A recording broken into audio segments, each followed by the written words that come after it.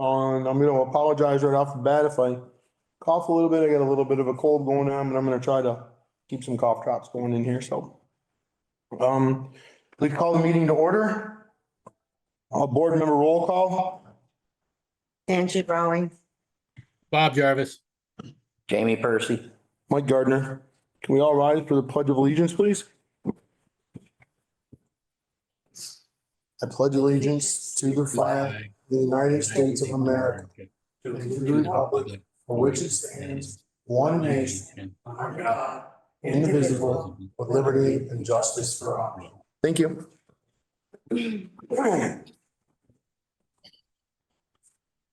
Approval of the agenda, public comment, approval of the minutes, warrants, correspondence. Did I hear we don't have any excess weight permits? We don't have correspondence tonight. No correspondence, no excess weight permits, updates from town officials, Conservation Commission continued discussion, Old Town Hall discussion, town report dedication to discussion, social service ballot article appropriation requirement policy continued discussion and approval, budget discussion continued, ballot articles and draft town warning, public comment, and adjourn. So moved. Second it. Well, any questions? Comments? No. All those in favor? Angie, I. Bob, I. Jamie, I. Mike, aye. You have any public comment, Hannah?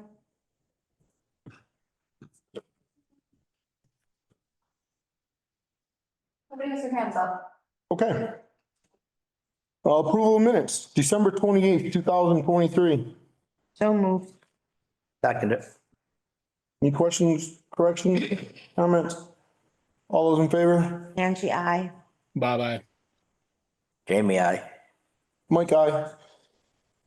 Minutes of January 4th, 2024, special select board meeting, Conservation Commission interviews. So moved. Second it. Questions, comments? All those in favor? Angie, I. Bob abstain. Jamie, I. Mike, aye. Minutes of January 4th, special select board meeting, budget discussion. So moved. Second it. Any questions, comments? All those in favor? Angie, I. Bob abstain. Jamie, I. Mike, aye. Warrants, accounts payable, January 5th, $17,298. $298.98, sorry. The 98 was twice, threw me off. $17,298.98. So moved. Second it. Any questions? All those in favor? Angie, I. Bob, I. Jamie, I. Mike, aye. Accounts payable, January 12th, $17,049.03. So moved. Second it. Any questions, comments? All those in favor? Angie, I. Bob, I. Jamie, I. Mike, aye. Payroll, January 5th, $11,651.92. So moved. Second it. Questions, comments? All those in favor? Angie, I. Bob, I. Jamie, I. Mike abstain. Payroll, January 12th, $12,128.17. So moved. Second it. Any questions, comments? All those in favor? Angie, I. Bob, I. Jamie, I. Mike, aye. No correspondence, no excess weight permits, updates from town officials. I do have one from Darcy, our wastewater chief operator. I have been working on the FY25 budget. Scheduled maintenance activities are being performed. On December 3rd, we had pump 2 fail alarm at PC1, which was caused by a plugged check valve. It was clogged with wipes, tampon strings, cigarette butts, etc. The pump was cleaned and reprimed. On December 17th, we experienced an extreme weather event which produced 2.58 inches of rain over the next 48 hours. The rain caused the river to rise rapidly and back up into a drainage ditch located in Pownal Estates, also known as Alta Gardens Mobile Home Park. The ditch needs to be cleaned. Adding to the problem was the removal of the critical berm by one of the residents, or so we were told. This allowed the water flowing from the drainage ditch and the flow backing up from the river to cascade into the park, causing major flood event that covered multiple streets. of floodwaters inevitably found their way into the municipal sewer system. We estimate that over 100,000 gallons of floodwater flowed through the main station in a 48-hour period.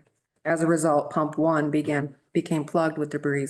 The pump had to be removed from the wet well, taken apart and unplugged and put back into service. The debris that found its way through the system and into the main station, and P4 plugged the check valve for pump one, which failed. This check valve had to be taken apart, cleaned and reassembled before it could be put back into service. On December 19th, we located a cleanout that was left open and buried after a trailer removed in Pownal Estates.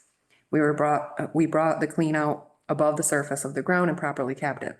This should have been taken care of as part of the trailer removal. Since we couldn't risk leaving it exposed to future floodwater, we acted quickly to fix the problem. We need to be contacted prior to future removal of mobile homes so that we can be on site to ensure cleanouts are properly capped. And that is something that has occurred more than once in the last 3 months, I would say. Yep.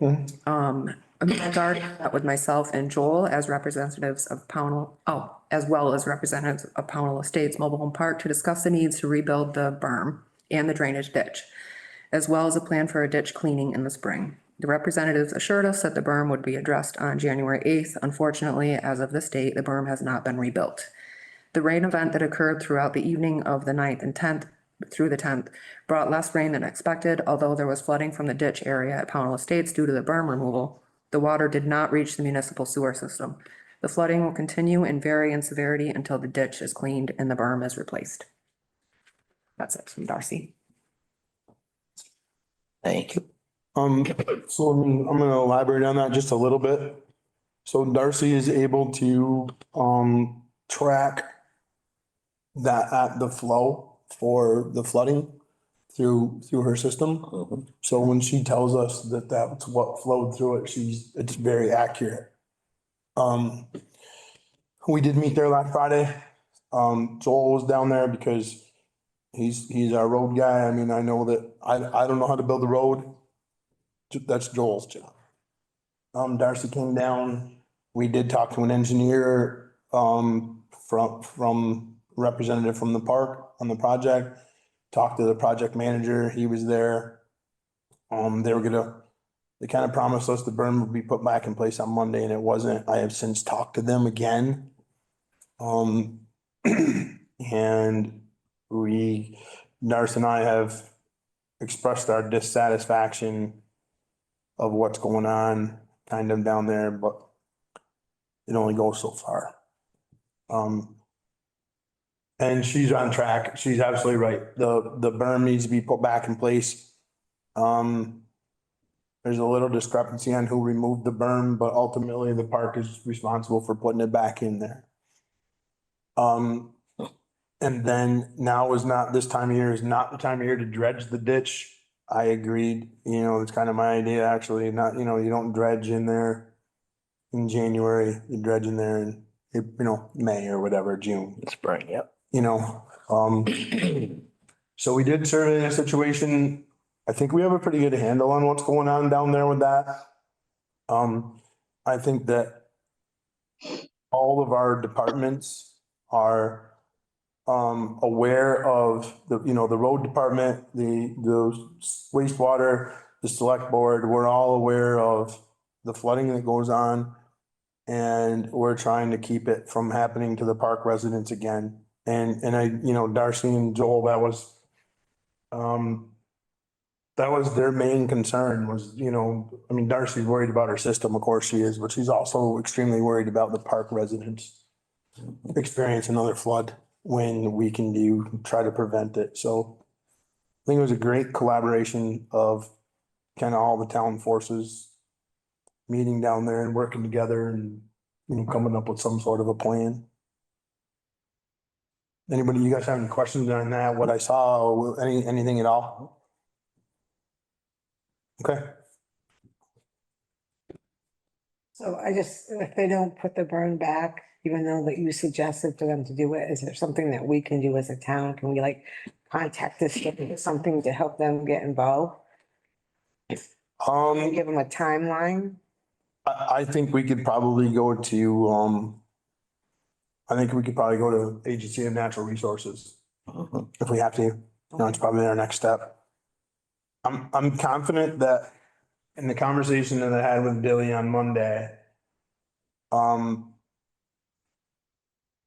Billy Smith is the project manager for the water line down there, and that's when the berm got removed was sometime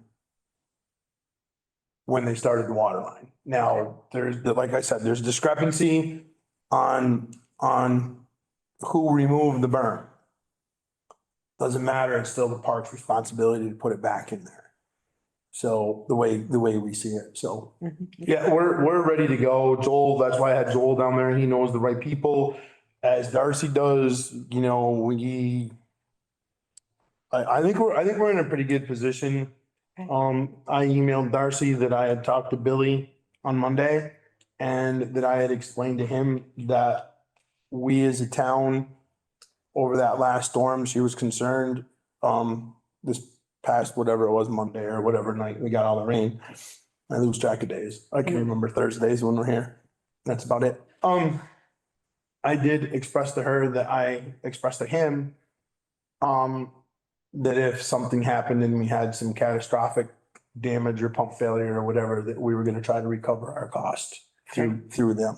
Mhm. You know, I think that was Darcy and I, Joel kind of discussed that a little bit and, you know, Should that I be don't think. followed up with a letter in writing, just so it's understood?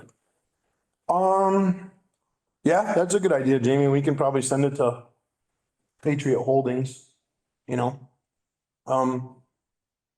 I know, I'm sure that Billy relayed that information. I couldn't get a hold of the, representative from Patriot Holdings that's taking care of the park. She's on vacation, so, you know, there we are. Mhm. I went as far as I could with that, but you know, at that point, but I think a letter to Jen would probably be a good idea. I think we have her address and stuff. And then we can, you know, certainly, it will solidify the fact for sure in writing that, listen, we're not gonna tolerate this kind of stuff. Come down here, fix the thing. I mean, literally, like I said, I'm not a road builder, but I could build a berm and I could couple of dump trucks and a bulldozer, an excavator, a bucket loader, and if it took you more than one day down there, you probably should look for another profession. Just saying. I've done some burn work, but not extensively for a living. Anything else? Okay. Pownal's Conservation Commission continued discussion. So I put that on the agenda just to kind of see where you guys are at with it, if you're ready to appoint the members that you interviewed last week or not. Yeah, I wasn't present for it, but it was five. Again, it's five individuals, right? Yes, so. And the what I board- saw from the letters of interest, in my opinion, they look very good. I'm sorry I couldn't attend the interviews. And that's what we said we were gonna put as a board was 5 members, correct? 7, Oh, 7. 5 regular, 2 alternate. Okay, So there's 2 alternate positions open still, okay. if you appoint the 5. Angie, do you have anything from the interviews you want to talk about? No, I didn't know how we were gonna, if we appointed them, how we were gonna, like a chair, a vice chair, secretary, or what we're gonna let them Usually do. they do that when they meet. They do that, but you should, for the term, maybe we should assign their terms though, Right, because they need to be staggered. that's what I was looking for. I thought I had it written down, but Yeah. Jamie, did you have anything else? Oh, I think the 5 that came forward, it'd make a diversified board. I'm glad that we got some interest from the town.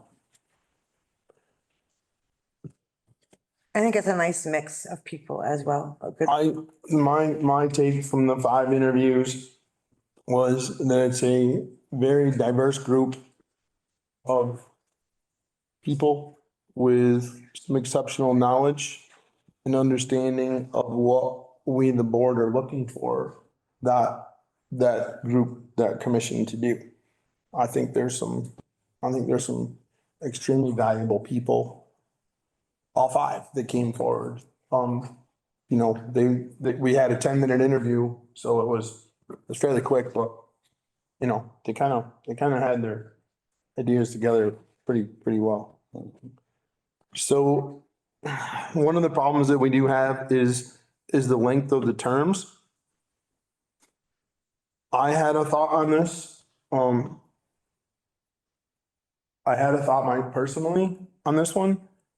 Rather than, if we decided to appoint all five, maybe we break it up. Sort of like the select board is broke up. Where we have two members that are a 1 year and three members that are for 3 years.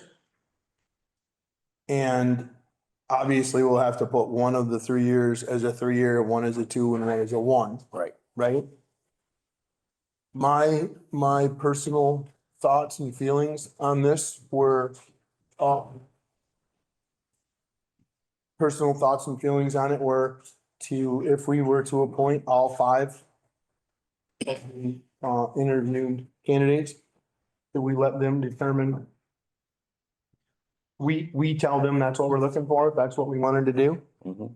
We let them determine who's on for what length, what term length. I was gonna say, Longest length you want is 3 years or 4?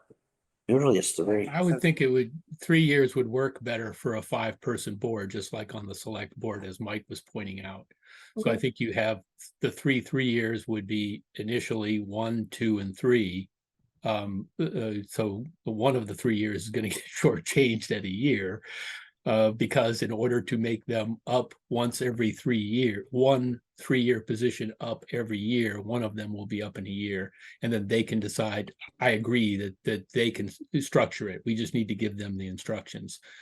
I think we can approve all 5, let them decide who their 3-year positions are, which one of those would be up in a year, which one of those would be up in 2 years, and which one would be up in 3 years. If they're reappointed, then of course they're reappointed for 3 years because that's what's up. And then the other 2 are just 1 year and they'll have to come up every year. I think just like the select board, that makes the most sense to me. Any other thoughts? I agree with that. Jamie? Oh, that sounds good. And do you have a preference, meeting nights, or leave that up to them as well? And I'm also hoping that they might be able to do their own Zoom for Hannah. If not, I'll probably take that meeting on.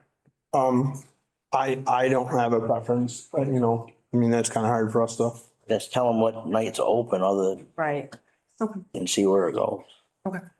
Did we talk about how often they would meet? It seems to me that the cadence would not be more frequently than, say, the planning commission, which is once a month. But that seems like, I suppose that could be left to them and say that it's not more than once. It's not more than once a month, and they can decide if that works for them.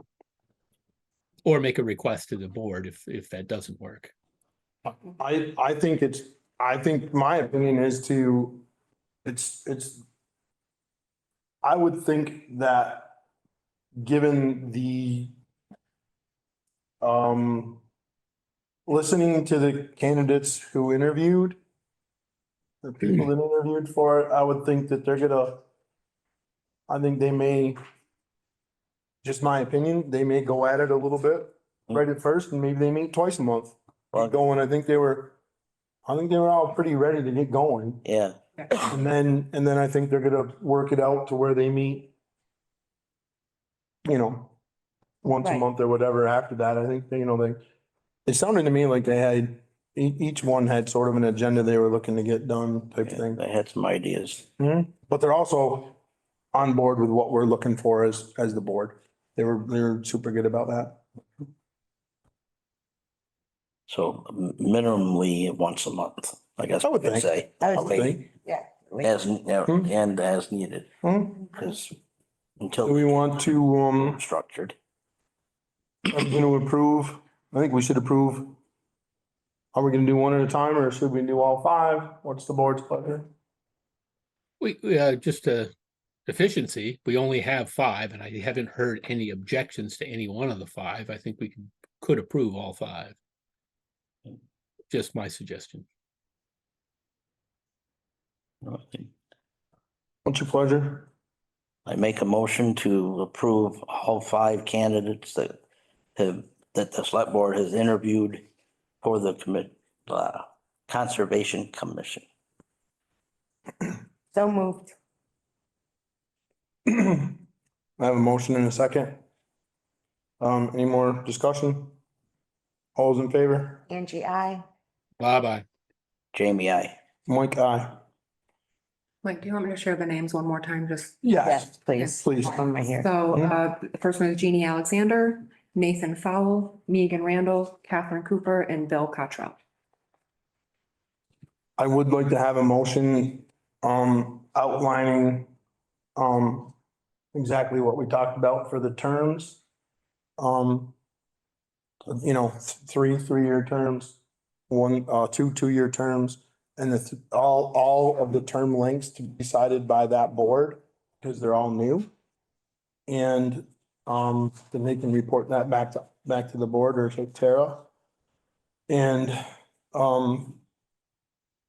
with the 3-year terms being split up as 1 term for 3 years, 1 term for 2 years, and 1 term for 1 year at this time. Yes. And I think maybe the way to say that is the 3-year terms, 1 expiring in 2025, 1 expiring in 2026, and the other one expiring in 2027. That makes sense.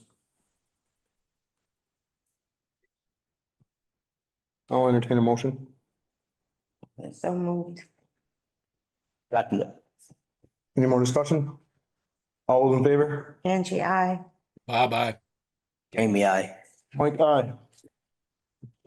So we now have a Conservation Commission.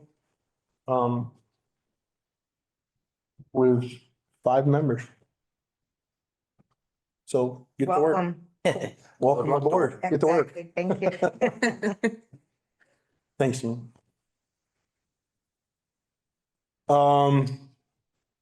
Old Town Hall discussion. So Bob asked me to put this on the agenda, so I'm gonna let him take it away. Did we skip town report dedication and discussion That's next. That's next after, after Old Town Hall discussion? Okay, it's Yeah. the sequence on the website. All right, I wasn't thought I had more time. I'm a little. Sorry, Bob, I'm gonna.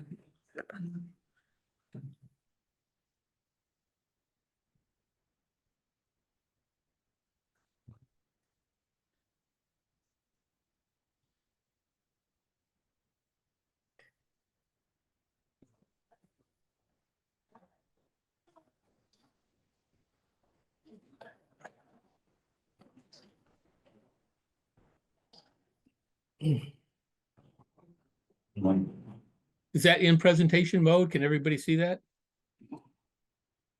yep. All right, well, first, thanks for giving me the time. I will be talking fast because I want to get through this quickly. I don't want to take up too much of the board or the town's time on this. But I did want to talk about the Old Town Hall, the discussion and the moving forward with the community center. And that's really the topic that I want to talk about. So as introduction, first of all, I appreciate the time given for this discussion, and I greatly appreciate the dedication, focus, and the work the board and town has provided over my 6 years serving in Pownal government. My hope is that this presentation today generates some discussion, some ideas, enhances town involvement in major decisions, and enhances the transparency and processes essential to good town government. So when I first ran for the select board, one of my main motivations was to ensure transparent and citizen-inclusive leadership. Unfortunately, I do believe that as a board, we have lately fallen into some questionable practices, and I want to address those today. I feel like we've lost our focus on ensuring that everything we do, including our decision-making process, our research and discussions, are in the open and inclusive of as many voices as possible. And I believe we're moving way too fast in the rapid expansion of our local town government and responsibility, and we're doing so without enough citizen input. That's my opinion. and certainly welcomed for discussion. But one specific expansion I'm concerned about is the creation of the community center in the old town hall building. So first I want to talk about the history of this idea. On July 27th, there was an agenda item warned as Old Town Hall use ideas. At that meeting, the board was given a presentation that outlined the possibility of using the Old Town Hall as a new community center.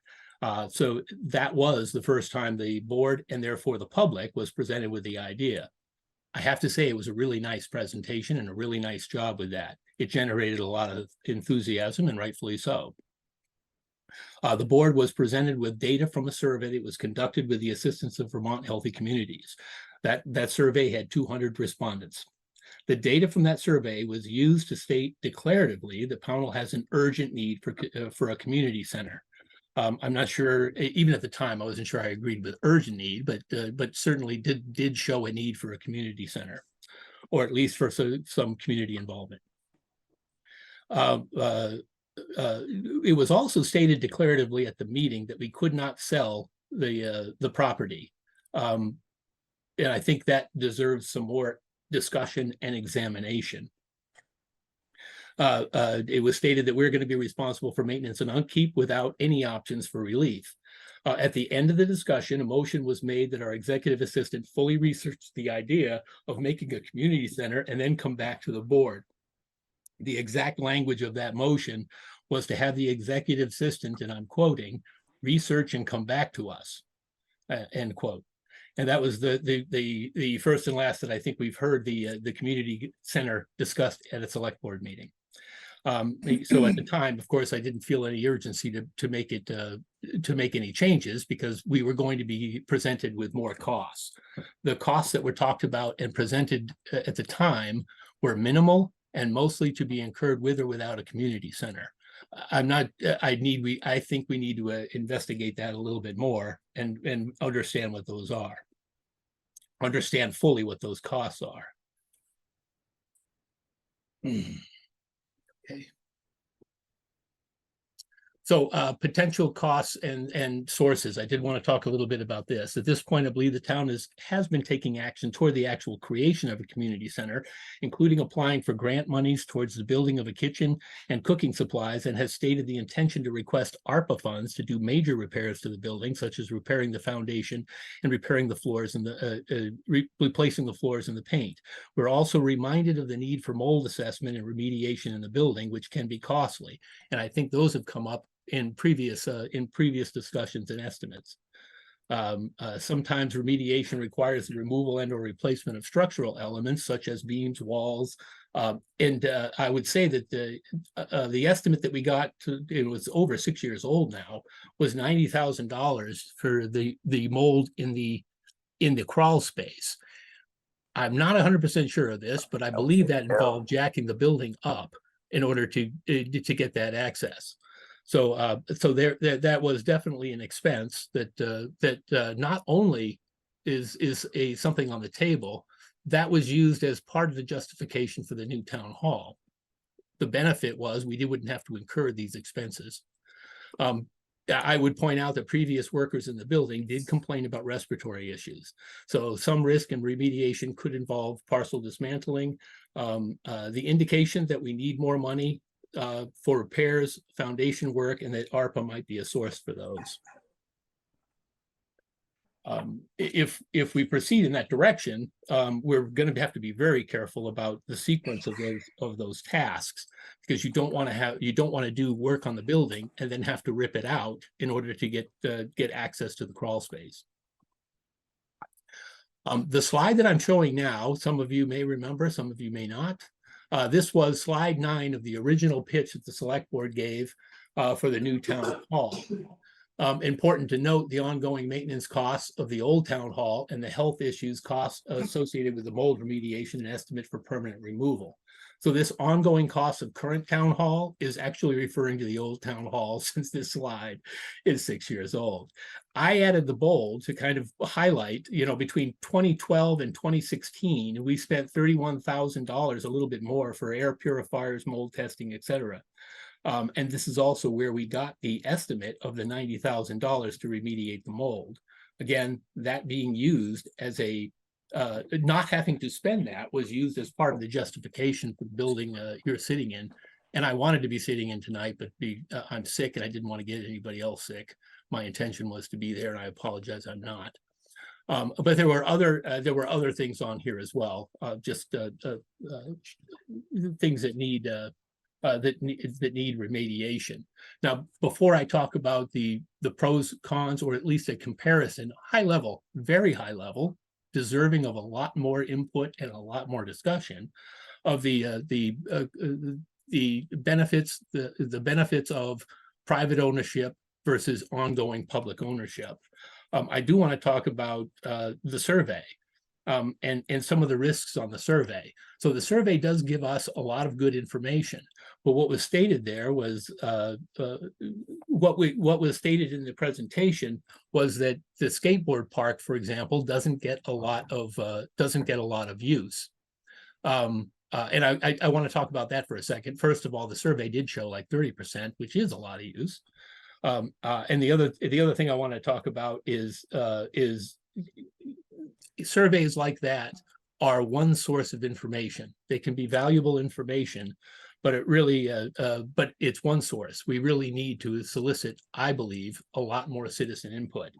With that in mind, I did reach out to the Center Street Church and asked them for some information.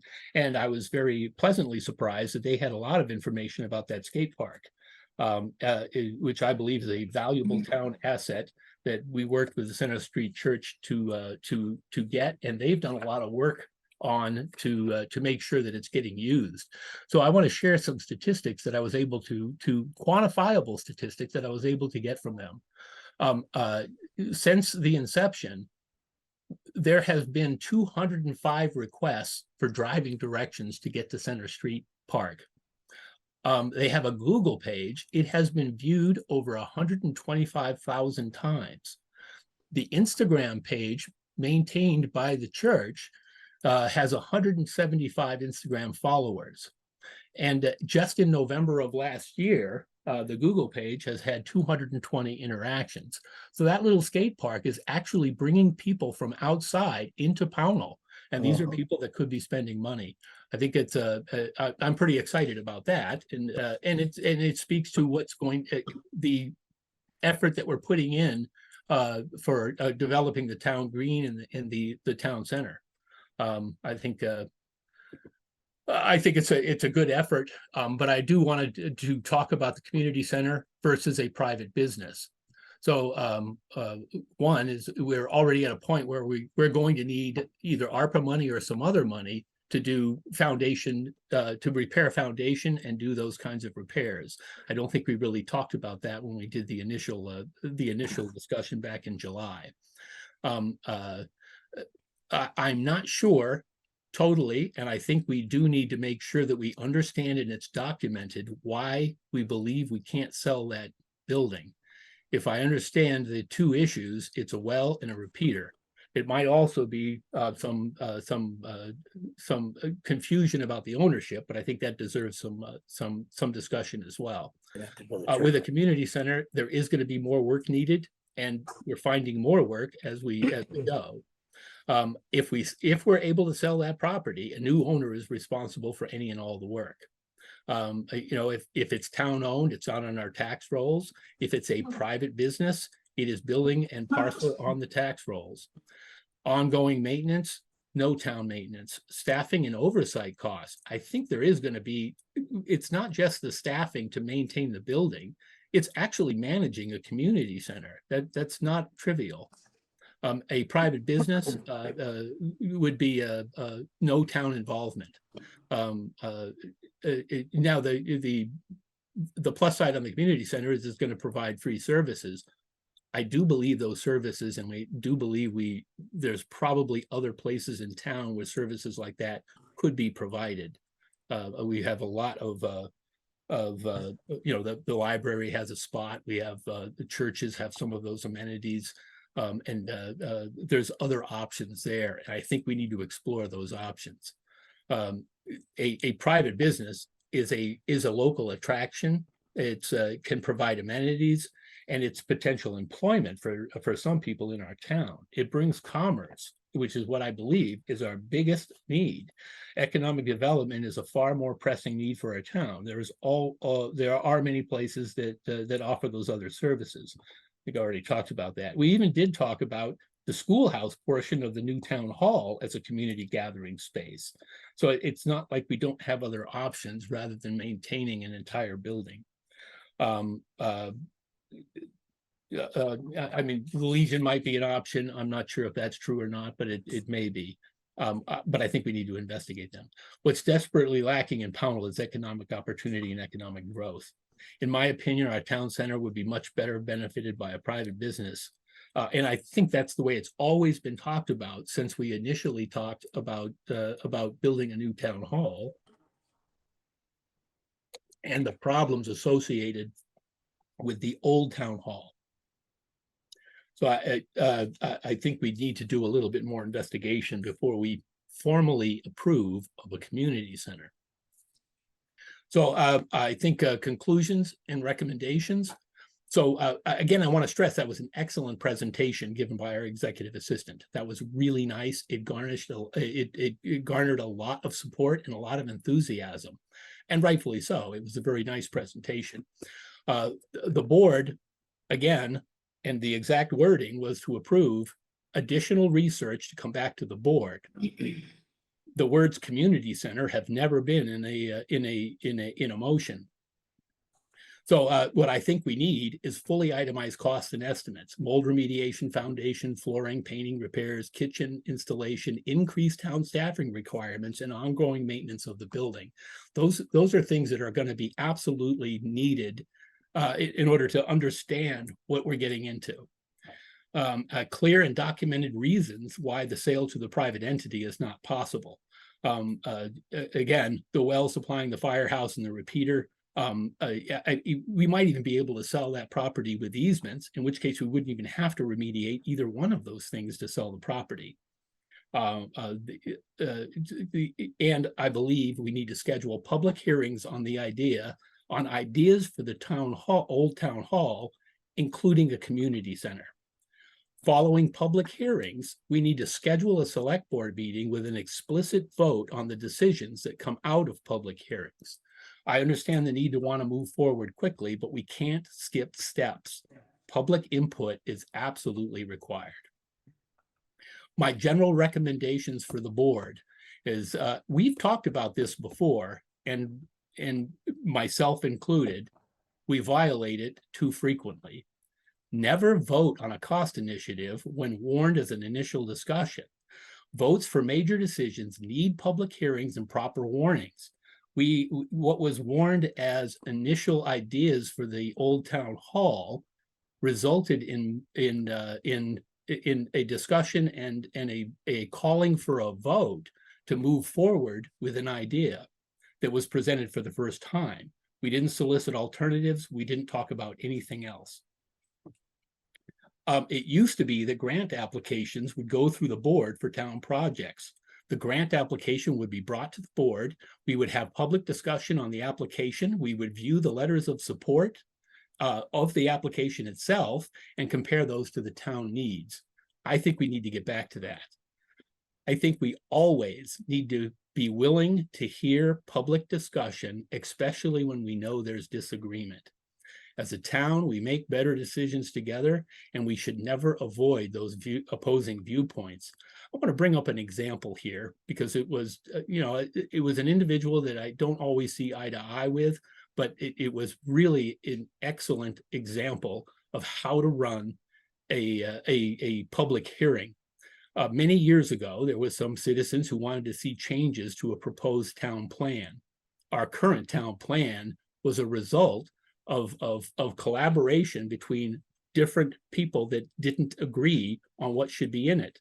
Our then chair of the planning commission chaired a public meeting, a public hearing on the town plan.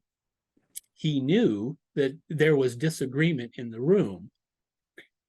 he also had a vested interest in getting through the public hearing and getting the town plan approved. He didn't necessarily, in fact, I don't think he did agree with what he thought he was going to hear, but he didn't shy away from it. The people who came to that public hearing, he knew that there was dissent in the room. He knew there was disagreement, and he spoke. He paused. He asked for public input. Didn't get it. People in the room were a little coy. Nobody wanted to be the first one to speak. He spoke a little bit more, and he stopped again and asked again for public input. Again, everyone was a little coy about stepping up. He had to ask, I believe it was 3 times, it may have been 4 times before people started coming out. And then when people started talking, more people talked, we got a lot more input. Even knowing at any point, he could have legitimately said, well, I guess there's no discussion then, and checked off, we did the public hearing like we're supposed to. But he didn't do that. He made sure that those voices got heard. And I think we really need to make sure that we're hearing from all sides before we make major decisions like this. And my next recommendation is going to be that the select board minutes should always contain the exact wording using quotes of any motion. That's the only authorization we have to move forward, and we should never exceed the authority given. That's why we're careful about the wording of motions. And again, we need to make fact-based decisions. As government representatives, we should never take disagreement personally. It's not personal. There are alternate uses for that space, and we need to hear them. In the end, a community center might well be the appropriate use of that space, but we won't know until we have fully estimated costs, heard alternative viewpoints, and considered all of our options. I think we are moving too quickly with these, and sometimes it feels like we're trying to get it through with as little resistance as possible. I don't think that's good governance, and I don't think we should be doing that. And then I want to close this up with a blast from the past on a bit of a fun note, but also it makes a point. These next 2 slides were the 2 slides that were helping to sell the town on the current town hall. This is what it is, and that's back when that's what it was. We had always talked about that no longer being a burden for the town for all of the other health issues and other reasons of maintenance of that building. And then what it could be and what it is today is this new rendition and this new town hall. I think we can all look at this picture and be very proud, every one of us, the entire town government, as well as our private entities, our churches, the Pownal Historical Society, the citizens that voted this in, that this is now a reality. Remind you that the Pownal Historical Society did just a lot of work garnering support for this project. It came to a reality. The board did a lot of work on managing the project. Mike, you did some really excellent work moving this forward, particularly when we had a contractor just quit right out from under us.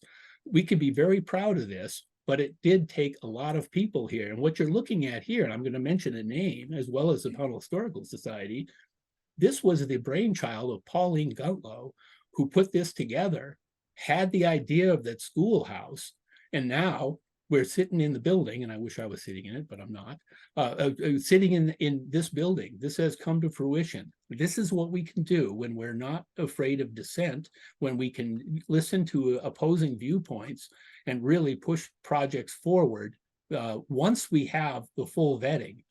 Remember, there was a whole lot that went into, there were a lot of people against this, there were a lot of people for it. There were a lot of obstacles to get here, and there was a lot to get us, and even to get this project approved took years. So let's not move so quickly that we're not hearing our citizens. And that's my whole presentation, and thank you for indulging me. Thank you, Bob. Board have any questions for Bob?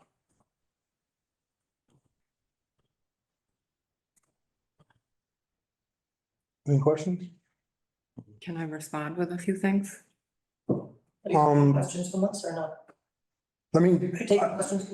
I will, Jane, let me go from, That's fine. let me do, I'd like to do Tara, and then if you guys have some questions, sure, you spent time to come here. Absolutely. Go ahead, Tara. So I feel like the motions were quoted wrong because, let me make sure I have the right packet here. I don't think I do. Because I have the minutes where Angie motioned to quote, give permission to Tara to run with her idea and start looking into grant opportunities. So that was just one thing I wanted to point out. The second thing was that there was a lot of mold remediation done on the building. So when I had additional mold inspections done, I was given a much lower estimate. I don't have those figures right now, but I'll make them public in future. I also did a MERP assessment with the BCRC in an attempt to get an energy assessment done on the building, which would then help us with a lot of the repairs that need to be done. We are still kind of in a waiting game with that. As far as not being able to sell, I was given that advice from a realtor because it is on the same parcel as the church. It's a very small parcel that is likely not subdividable. It also has, as Bob mentioned, our wastewater repeater. The well provides water to the fire department, and our Pownal Center marker is right in front of the building. I mean, like, Yeah. right in front of the building. And I also feel like it's a historical building for the town that we wouldn't want to see. So, I mean, that's just my opinion. And the only other comment I had to make was the exact wording on the minutes. I mean, obviously the board reads them and approves them. So if the motion isn't worded right, we need to make sure we're telling Hannah to correct that. I agree with that. And, but I would say going forward, any motion should be put in quotes. And watching the meeting myself, Angie started with the motion to let Tara run with her idea, but Mike, you corrected her and said to research it and come back to us. So that was the actual motion, was research it and come back to us. Those were the exact words of the motion. So we need to be, but again, I'm going to go back to, we as a board, and we've talked about it before, have said and committed that we weren't going to bring something up and vote for something the same day we brought it up for initial discussion. And that's just not a good way to do it. Now, I was enthusiastic about the idea too. It was a really nice presentation. It was a really nice idea. And I think it ought to be, but it ought to be talked about with other options, not the only option on the table. And I would, rather than hear from a realtor, I think the real question is, if we can't sell that property and turn it into a private entity, and that's what's narrowing us down to one, let's hear it from a real estate attorney, not just a realtor. Let's find out what our obstacles are, what we would need to do to sell it, and if it's truly impossible, we need to document that and make sure that that we have documented it, and that it's not just we don't think we can sell it. Let's make sure we can't, because we talked about this for 6 years, that getting a new town hall, we could sell that building. And most of the enthusiasm for the last 6 years has been in turning that into a private business. So we just need to make sure we're dotting our I's and crossing our T's. And like I said in the last bullet point on that presentation, in the end, the community center might be the way we go, but we need buy-in. We need to hear opposing viewpoints, and we can't shut them down when they try to speak. And we can't go into these meetings with our idea and trying to get it through the board as quickly as possible. We need to hear from our citizens. And that's something that Nelson was very good when he was on the board about making sure that the dissenting voices were also heard, that the disagreement was heard. And he was good about it, to the point where even if you cussed at him and called him a jerk or whatever, he would take it for a little bit. I mean, you had to have some decorum, but he would know that there was disagreement and he wanted to hear it, even if it wasn't his position. We need to do that too. We can't be pushing things through for quick approval. That's not the best way to go about it. I certainly appreciate that opinion. My frustration, I think, comes from it being 6 months later. That makes it very challenging to go back and find all the evidence that I had at one point. And then on October 26th of 2023, I announced to the board that I received a $5,000 grant to install a kitchen in the community center. And there was no mention of any concern whatsoever at that time. So These are the risks that you have when you push things through without proper vetting and proper input and listening to our citizens, and without proper wording on the motions. The risk of putting throwaway work and doing things that weren't approved, that's what we risk. So I'm going to stick to that. We need to stop doing that. We need to stop pushing things through the board on the day that they're presented. That's my opinion. And that's and we, the board will live in perpetuity with different members, and I'm only one of 5 votes.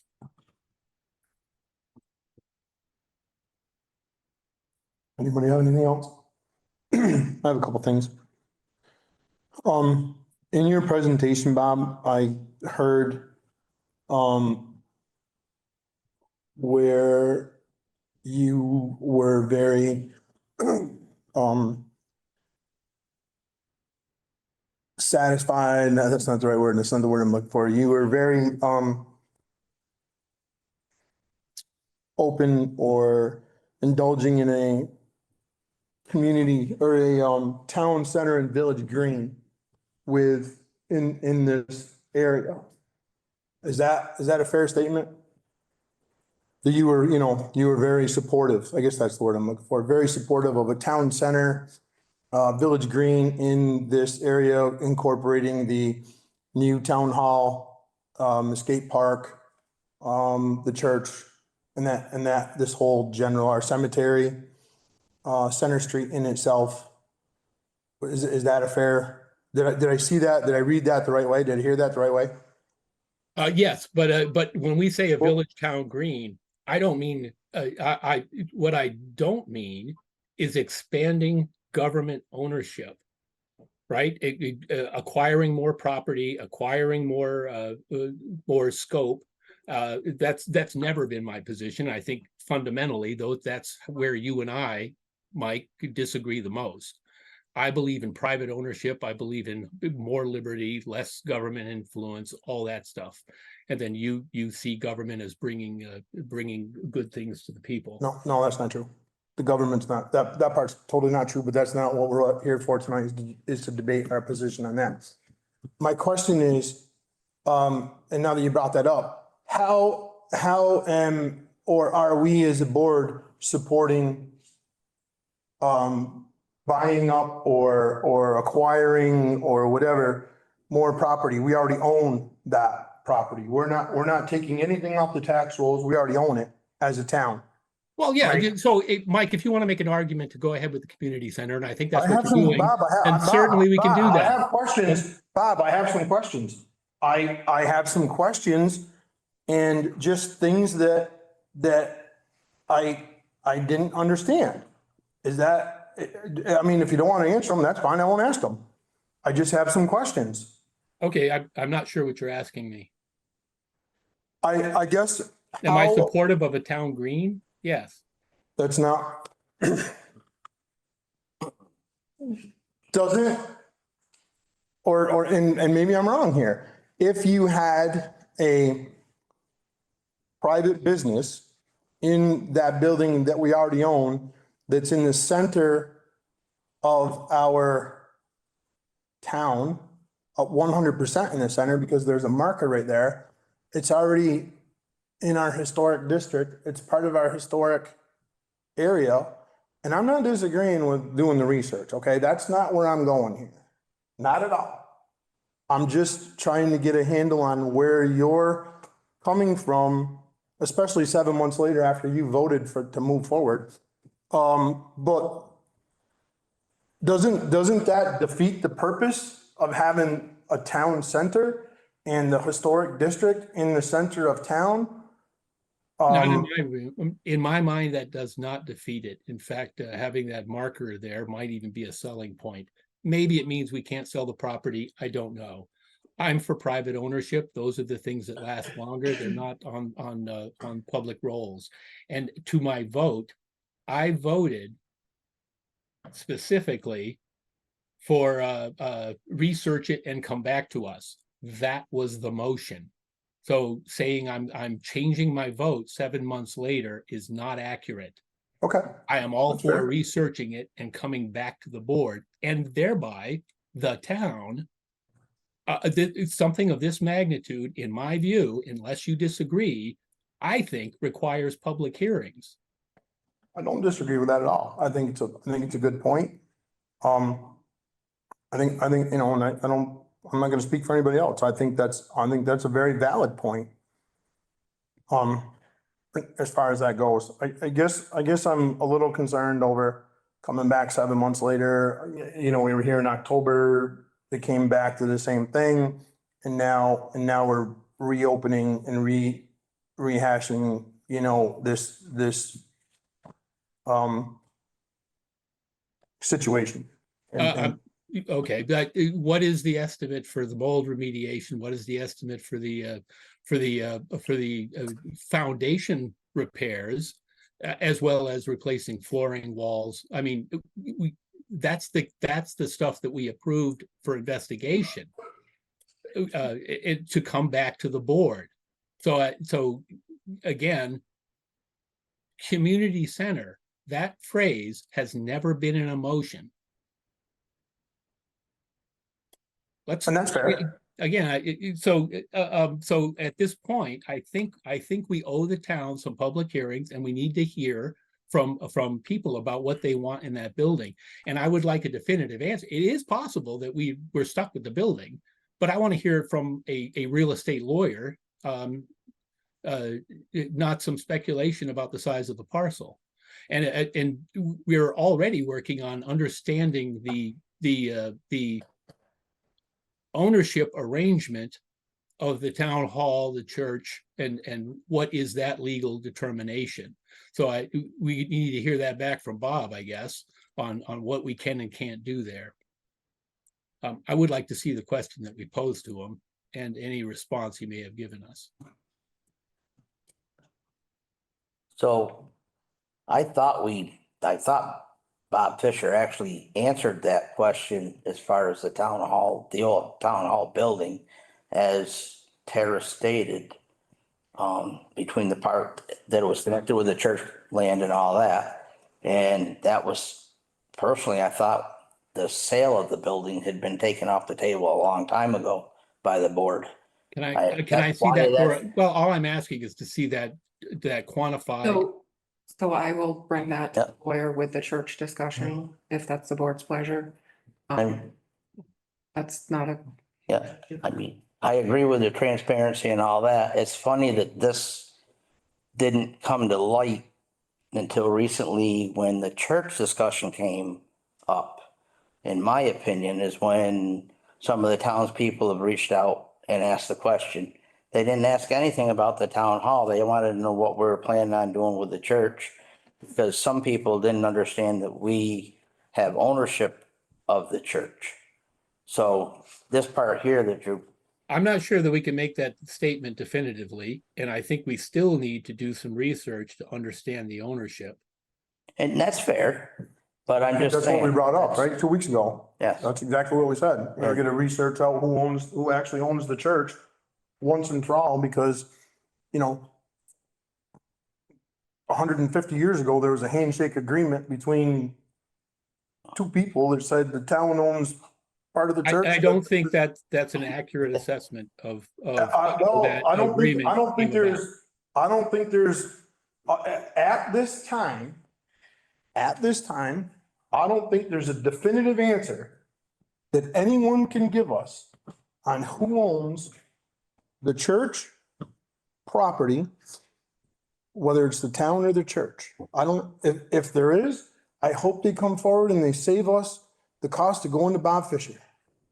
Because other than that, we have to determine who actually owns that piece of property. Because as long as I've lived here, there's been 10 different, at least 10 different variations of who owns it and who's responsible for it and who insures it. And so if the town of Pownal doesn't own the Center Street Church, why are we paying insurance on it? Mhm. Just hang on. just out of Does- curiosity. Well, my understanding, and I may be wrong too, but you know what? I don't want to speculate. I don't either. Let's You know get what? definitive answers. We're getting off topic on the church. We're off topic on the town hall. I'm gonna stop that discussion right there. On the old town hall. I do have some, residents of the town who are here tonight, who have come in, and I'm gonna let them speak if they choose to on the old town hall. I don't want to get into a huge debate, but I will certainly give you ample opportunity to speak, whoever. Just please state your name before you speak. Go ahead, Thank Jenny. you, we're Pownal, Vermont, no interest in a debate, I just have some No, I, to think about. 7 months is not a long time in government, so, I've been going to the Bennington Select Board meetings and listening about Ben High and the skate park, and these discussions went on for well over 2 years. 200 people on a survey out of a town of 3,500 doesn't seem like a lot, I didn't know anything about a survey, did you mail it to all of us? I don't think so. That's counting on people going to your website. And that's asking a lot of Pownal, we all know that. What free services are being suggested for a community center that I've never heard about? Why do we need a community center? My understanding, it was part of the argument for, moving the old schoolhouse to this town hall was that it was gonna be able to be used by community members. If I'm wrong about that, that's just a real memory snap, because that was one of the reasons I voted for it.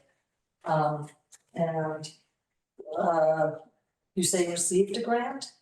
Doesn't the select board have to sign off on grants? I always I even had to select board sign off on grants when I did stuff for my old employment, and that wasn't part of the town. But if I did a grant, the select board had to approve it. So was it in minutes for the grant to be approved? If there was a grant already, there's already a grant awarded. So That's all, and then, I mean, the other stuff I would say for the town hall meeting about it, which I mean, not town hall meeting, the lost word. I'm glad I'm not the only one that does that.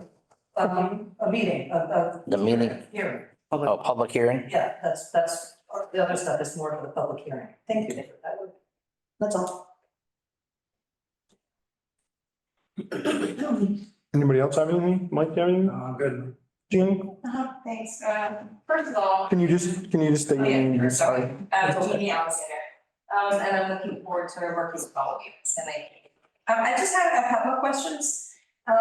So if there is going to be a public hearing about the old town hall, and if you're seeking public input, is it possible to also list times when residents here we could go in to the building? Some of us maybe haven't been inside it before. It might be interesting to think about possible uses that the public is interested in if we could look at the building.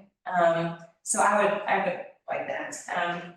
The other thing I was just curious about, has there ever, and it's probably totally ignorance on my part, but does the Pownal Historic Society have a physical location? they're right below. Yeah. us. Right below. It's right below. And I actually reached out to them today for their advice and opinion also, but I haven't heard back yet. Okay, so I was just wondering, because I was thinking like sort of right in the center of our Mhm. historic center, it might be kind of cool to have a historic society maybe in that building as a town museum. I mean, that might sound boring to some people, but I go to a community center. Thanks. Thanks, Jean. Jim has his hand up. Oh, Jim. okay. Jim, Hello, people. Jim Costas, North Mason Hill Road. First of all, I'm not sure how this ever happened, but I really appreciate Bob's presentation, and it kind of hand in hand, and it must be a coincidence that I too also have a very concern about how this whole process has moved forward. And I know you guys have known from the past year, I have kept saying the word, a little more transparency needs to be happening. This here, yes, has moved fast. The minutes are never right that I have read, and I'm not in the meetings to object to them or have a chance to change them, but there was a motion, and then at the end of that discussion, I said, well, you know, maybe the best thing for that building is to demolish it. That doesn't get into the minutes. Since Tim has left, the format of the minutes have changed to almost bullet points that don't really express exactly what people are saying. And that's got to change, all right? In the same way I've also said about things put on the agenda. When the discussion came up that there was a grant that was approved, that wasn't on the agenda. It was in probably a discussion that the executive assistant was saying to the board what had happened. These things need to be put on the agenda, and the townspeople need to know what's happening. Too much is happening and not happening in a meeting, and then find out later on a motion was made. It gives Jimmy, me can you, this is kind of different public comment, I think. Can you try to stay on the old town hall discussion? And then I certainly can entertain this when we come back to public comment. okay. I totally understand. I'm sorry about that. That's But okay. it comes to the point, I think the discussion for the old town hall needs to be brought to the public. We need to do a lot more research. I know I sent you an email last night stating a lot of different kinds of questions that I have before even a decision can be made, which then should be brought to the townspeople to say, this is where we stand, this is how much it's going to cost. And I think even if it comes to the point that if there's a problem with the well, if there's a problem with the repeater, if we need to move the building, if a private citizen wants to buy the building and move it somewhere else, maybe the historical society can work in there and get some donations for that if we need to keep that property. And I have no problem with keeping that property. It's just that I don't want to spend any more of my tax money to upkeep a building that may not really be necessary. There may be other places in the locations of Pownal that we can have a community center that's more, it's a little bit bigger. I know you guys said that health people can come down and they can use that building. I think it's better if we have it maybe expand the bus system that's coming from Pownal up to Bennington so they can go to the actual clinics. There are a lot of different questions and items that need to be discussed before we can go out. And unfortunately, I didn't remember hearing anything about a grant, but all of this has to happen before a grant is approved. And as someone has said, and I think it was Jenny, anywhere that I've seen when a grant is approved, there are stipulations to any grants. The board somehow has to approve acceptance of the grant, knowing that there are restrictions that need to be held for that grant. And I thank you very much. Have a good night. Thanks, Jim. No, I just want to say that the conversation was brought up about a grant, and we did say, yes, go ahead and seek that grant as a board. Was that on the agenda? No, I have to go back and look to see exactly when. I think it was October It or, was October 27th, I think, if I remember the date. that's what I'm saying. But I do know it was brought up and we said yes. Okay, I mean, go to the video because it's not going to be in the minutes.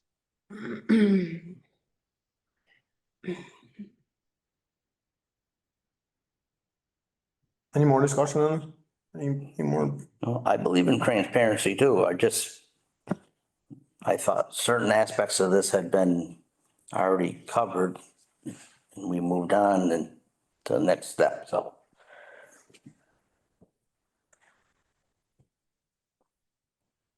Okay, there's no more discussion? My glasses, I see where we're going. Town report dedication and discussion. Yeah, So I was requesting that we dedicate the report this year to Margaret Lilly, sorry. I was thinking Margaret Lindley Park, but it's Margaret Lilly, sorry. We would include her obituary and the photos that were provided by her family. This is what they provided, so I'll just, kind of like we did for Ronnie last year, just to do a nice. I think that would be an awesome dedication. With her obituary. Her family had been here for a long time and she did a lot for this community. that's very nice. The other suggestion I had was I would like to include a special thank you to the gentlemen, their names are Bill Goodman and Anthony Leo, that do the work at the Welcome to Vermont sign that's on State Line. They do a lot of work seasonally, like 4 times a year. They take everything out, they redo the display, and I know a lot of people stop there and photograph. And so I was trying to figure out if we do the dedication to Margaret, maybe we could either do a photo on the cover with a special thank you or just a special thank you page included in the report. What's the board's pleasure? Let's do it in 2 separate motions. I'll make a motion to dedicate this year's town report to Margaret Lilly. Second, Any more discussion? All those in favor? Angie, I. Bob, I, Jamie, I. Mike, aye.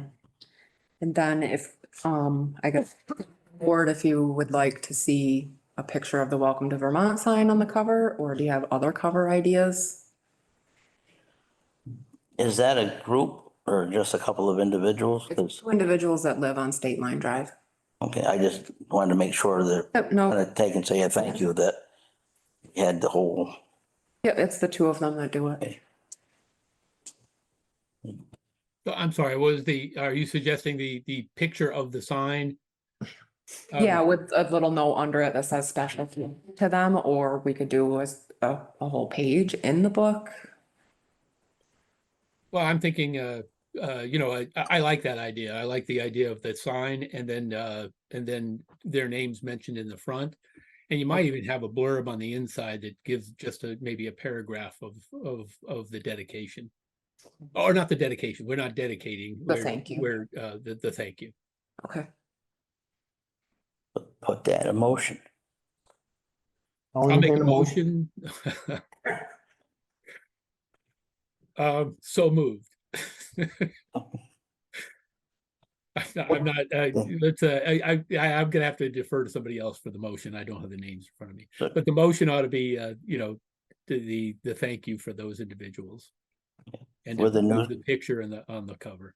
So can we have the motion please read accurately? So I believe I'm gonna second Bob's motion by a picture of the new sign with a thank you to the individuals. A little paragraph also, what they've done as we enter our town. Is that clear enough or? Is the paragraph inside the town report or on the cover? I'm confused. I don't think there's Well- room for a paragraph on the cover. It'd probably be inside. I Just would- want to be clear. Yep. I would say in. I would think inside, but you know what? I'm not sure that needs to be in the, I think as you're putting it to print, what looks better.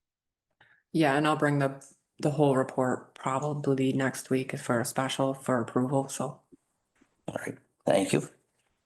I have a motion. Your second? Second, Yeah. Oh, you seconded I Bob's sec- motion. I- Sorry, I'm No, sorry. that's okay. I'm sorry, you're absolutely correct. Any more discussion? All those in favor? Angie, I. Bob, I. Jamie, I. Mike, aye. Social service ballot article appropriation requirement policy. So we've discussed this many times. The only new information I have is from VLCT that we can request the forms, we can redistribute the forms if we so choose. However, we cannot prevent someone from going on the ballot if they meet the other standards of collecting the signatures. Of the statute, Right. correct. So they have to collect signatures. If they collect the signatures, they go on the ballot. But if, so it can't be required. It can be requested. Thank you. Thank you.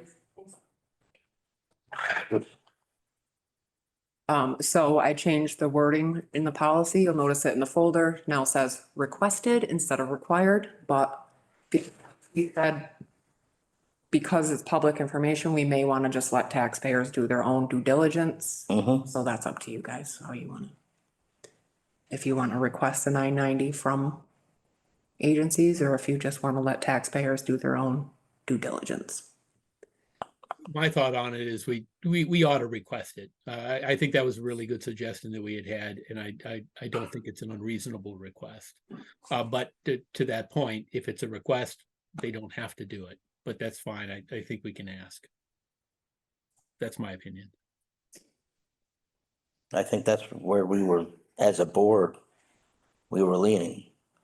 That way we would have the great word of transparency. When anybody asks a question, if we had actually seen it, we'd all be on the same page. The only thing that I see is if they don't provide it for us, we can't stop them from being on the ballot. Right. If they get the signatures anyways. But we can state that. Whether or not they have the 990. Right, and we just, that's why I changed it to requested. We're Yep. requesting it. Mhm. It's not required. No, So if they fail to produce the 990 and they get the 100 and so many signatures, we can't stop them anyways. mhm. No, but I would hope that they would produce it if we Oh, right. ask. They are asking Only for it. asking for transparency to our taxpayers. And if they fail to, and then our taxpayers come and ask us and we say, well, they didn't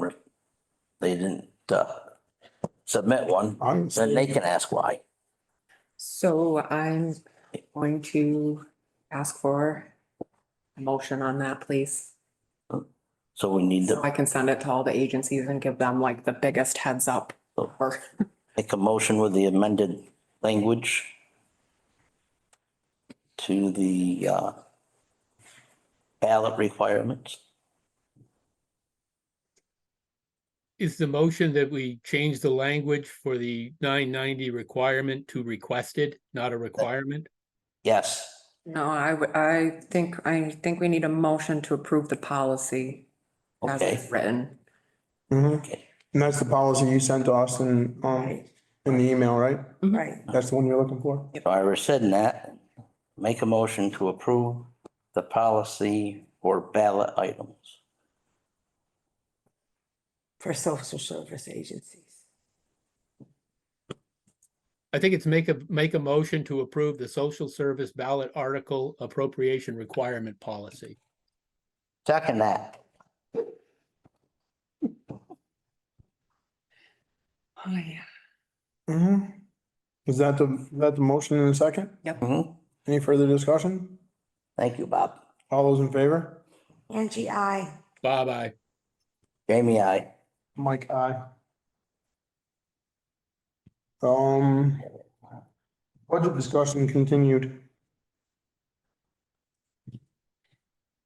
Anybody have anything for budget? I have a couple of questions, but I don't have anything.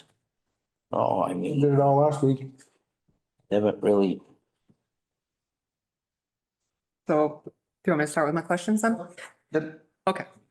Do we want to increase any of the transfer station revenue lines by increasing the cost of permits? What's the cost of our permit now? $50. So we were thinking of 6%, right? Well, the 6% is an increase across the board. Yeah, she's talking about permits. I think the permit should go to 55 or 60 bucks each. Probably 60 bucks would be easier to make change than it would be for, for the cash customers versus $55 or $53 or whatever. It will help close the gap a little bit, but I noticed some of the rules have changed. Tom sent me updated rules for next year, and it looks like he may be changing some free dump day rules, like there's only one load allowed, but he's gonna allow for sofas and things like that. But I didn't see where he's increasing price of the permits and all. I know he was gonna change what was allowed at free dump day. Yeah, and it's only one load versus the two now. But Hasn't, I thought, last year I thought it said two, but. What's the board's pleasure? Well, I think just to put it in perspective, right, the $55, if that's where we're going, is a 10% increase. $60 is gonna be a 20% increase. But if it helps close the gap, you know, I'm not giving you an argument for or against, just want to put it in context. And we did go up, last year we went up $10, We went from 40 to 50, 40 to 50, Yes. yep. and what's the proposal now, to 55 or to 60? There's not a proposal on the floor. Michael just suggested. There was a suggestion to go to $60, but that was just for kind of easier bookkeeping than anything. That was just a thought. I mean, the costs are increasing. I don't like increasing, obviously, but and I don't think any of us do, but at the same time, we need to be able to pay our bills. We're incurring this, the transfer station is incurring a 6% increase from Casella across the board for disposal. So if we went up 10% on the permits, that would offset it. How much do we think? How many permits does he get again? I'm sorry. I should know this. I wanna say it's like 400, but I don't know for sure. I don't remember. That was on there last week too. I don't have I my know, I'm budget. having a hard time remembering. I don't have my budget papers. Was it on the budget paper? Yeah. This right here? Mm-hmm. Look under transfer station. I'm pretty sure it was on there. Oh, under the permit. Oh, then it's- Oh, under the permit, yes. Yeah. Treasurer. Great.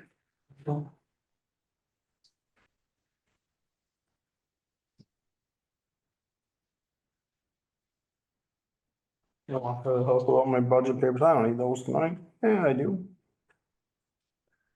Actually, it should be under income, right? Station. Yeah, she's the Yeah, revenue. but it's under revenue, not Awesome. right here. Transfer station Stickers. stickers. So she budgeted 25,000 in there. And she budgeted 25,000 last year. And we've got, Year before. now we've got and, 20,600 that we've brought in. Right, fiscal year 23 was 20,600, but I think that was at $40, right? Yes.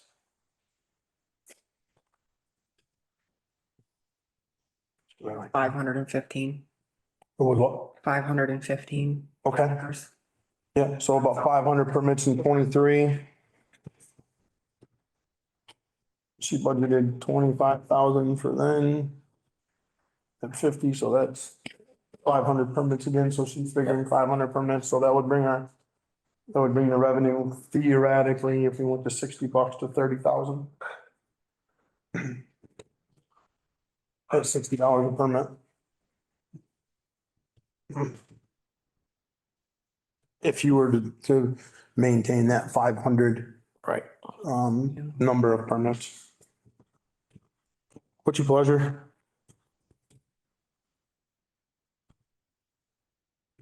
I make a motion to increase the permits to $60. Do I have a second? I'll second it. I hate to jump it up another $10, another year, but our overall costs are Transfer not station, slowing down. transfer station's gotta start getting a balance Mhm. somewhere along the line. We had that discussion last week. Yep, no, I understand. Yeah, for sure. Any more discussion? All those in favor? Angie, I. Bye-bye. Jamie, I. Mike, aye. Okay, think next question. Probably true that was a reluctant aye by all four of us. Mm, Yeah, I don't think any of us are trying to cost the taxpayers more money, and we had that discussion last week. It's just the transfer station, the balance between income and outgoing. I'm not trying to make it an even keel, none of us are, but the balance is so far out of proportion, we have to do something. And it's possible that might be enough, so he doesn't have to raise the cost per bag. Well, I think we Right still need to raise that cost too. That's just my opinion. I would just like to say that in Bennington and at, can't think of the name of it, Lake St. Catherine, That's what the camp is. Well, Wells, Well, thank you. I couldn't think of the name of the town. They don't, have, permits. Everybody is charged, you just have to one fee. Everybody, if they use it, they use it. If they don't, they don't. Maybe that's something we can look into. does Wells do, they don't do town sponsored pickup, right? They- No. Yeah, they still have even to private. Pay to have drop brush and stuff. Yeah. Mhm. Yeah. Mhm. And I know Bennington is the same way. You don't have to pay for a permit. Well, I think we talked about that last week You a have to show little bit, like right? this. In our, And I our think discussion was. We'll start looking into maybe some Something like that. feasibility studies and Right. things like that to Mhm. Yeah. start making those decisions. Right, right, before, none of us here are transfer station operators by any stretch. And I think a feasibility study is definitely And we discussed that. needs to be done, and I actually discussed this with someone last week, Tara. I think the BCRC or maybe it's the Solid Waste Alliance already does a feasibility study on that. I'm not positive who it is, I'll look into it. May. but I think somebody already does that. But I think that's something we need to think about spending some money on to try to get that balance a little closer. Okay, on to the next question. This one's gonna be just as much fun. You ready? Contract law enforcement amount, are we keeping it, decreasing it, increasing it? What do you wanna do So with it? since we got the answer, we can say it out loud, right? Well, you can say it out loud, but I will also say I looked into all of the ballot articles back to 2010. We never voted anything to do with contract law enforcement that Hannah or I could find. What do you mean for on the, Because you guys were concerned that it was on the ballot that we contract specifically with a company. And it's With the not. Bennington County Sheriff's Department. it's, Weren't sure how that, yeah, because, if they've gone up so much, they went up, what, $24.43 an hour. So they're at $72.50 now. At 30 hours is $113,000 a year. At 25 hours, it's gonna be $94,250 a year. At 20 hours, it's $75,400. And at the old rate I have this number correct, 4807, correct? That wasn't last year's. Yeah, well, That was the year a before. couple years ago, yeah. All right. So what is, Last year was 50 something, right? 53? All the stuff I have is I don't have my sheriff's contract folder. I think it was 53. Go get it if you really want it. no, But I think so, probably, Well, it was, yeah, so my suggestion was, this is my suggestion, and like I said, I'm only one person. Try to keep it as close to what we already have, is to drop it down to 25 hours a week. That would equal $94,250 a year. And I make the suggestion that we use the Vermont State Police as much as possible.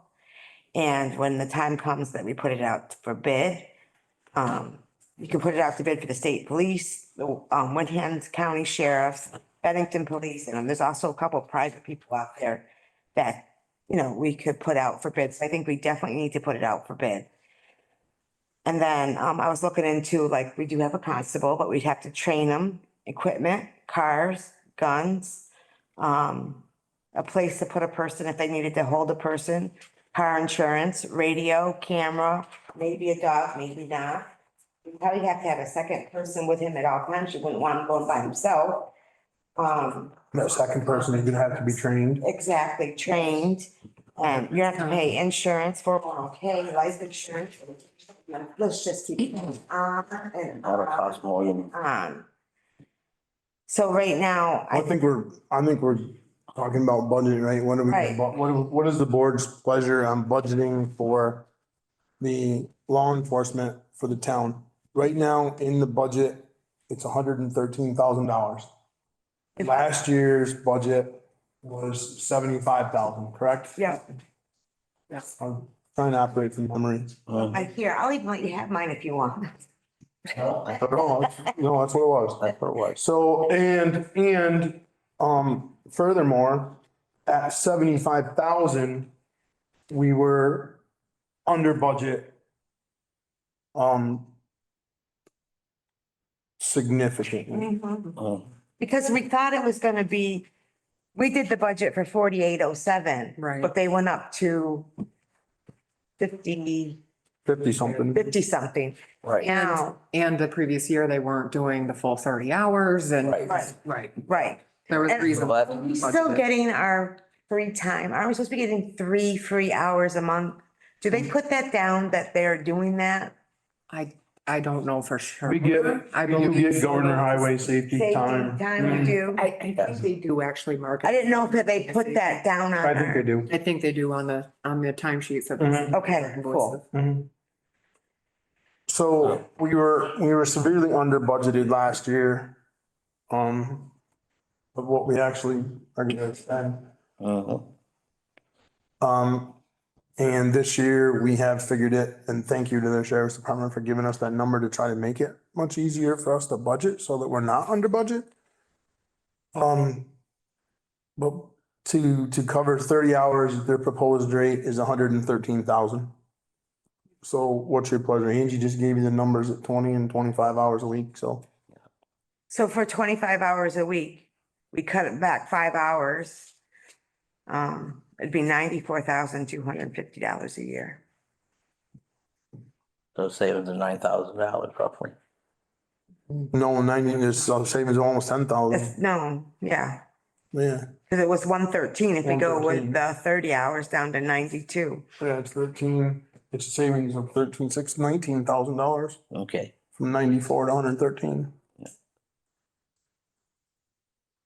My personal opinion is we go to 25 hours and we budget 94,250. That's how I feel. I feel comfortable there. Like I said, I think that, the Vermont State Police need to do their job as well and be down here. Well, unfortunately, we can't force that. No, I know. No, I just want everyone to know that we can't force them to be here. Unfortunately. And I'm not disagreeing with it. No, I know you're not. 25 hours. And, that's not where I'm going with this. I just want to make sure we have all of our cards on the table.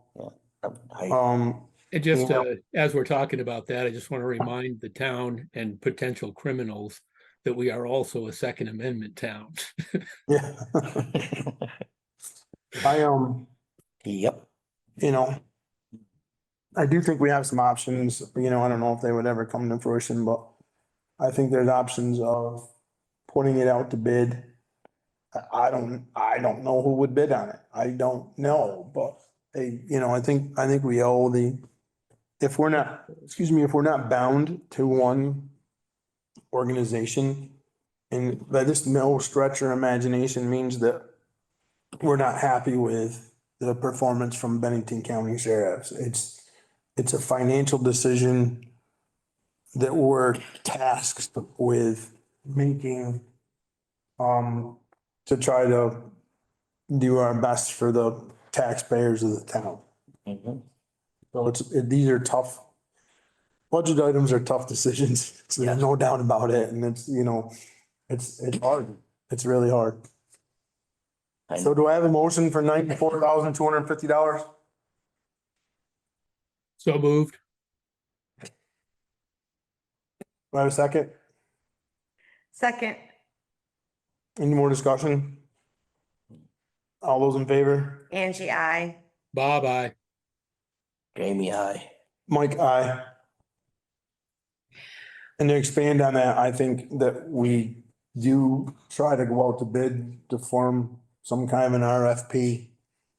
Talking for 2025, right? Contracts up what? June It'll start July 1st of this year. 30th. Yeah, it'll go, our contract, we're under contract now until June 30th. So whatever we RFP would go out to bid or would start on July 1, 2024. Only why I stated following years because we got numbers for that July contract. Is what we just put in the budget, correct? Yes, for start July 1st. Okay, Yep. so, and those numbers were factual on an open meeting, so to take and attempt to do a bid for this one come July 1st. That would be not a good process, Conflict of interest? yes, by the board. As we stated, the value. Well, it's public knowledge. I Well, understand it's that. not, but it's the not way- public knowledge until after you sign the contract. Jamie's absolutely correct on But that. because we've vocalized everything Mhm. in You're open absolutely correct on session, that, Jamie.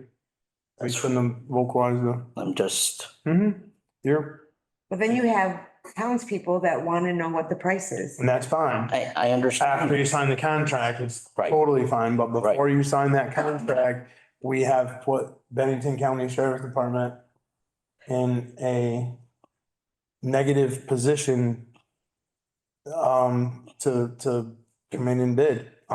We have given an advantage to Joe's security company to come in and bid on that this year. I agree with Jamie totally. So, I mean, I'm just trying to keep it No, you're right. straight and keep No, us. you're, on the level. Jamie, I'm so sorry. It is a good point. No, it's not your fault. It's just, No, it is my fault because I was trying to, because for Jim, trying to make it public. no, after the contract is signed, the contract that we are under now is 100% public knowledge. mhm, The contract that's not signed coming in to July 1 of 2024 would not have been public knowledge up until we sign the contract. Mhm. Get it now. Yep.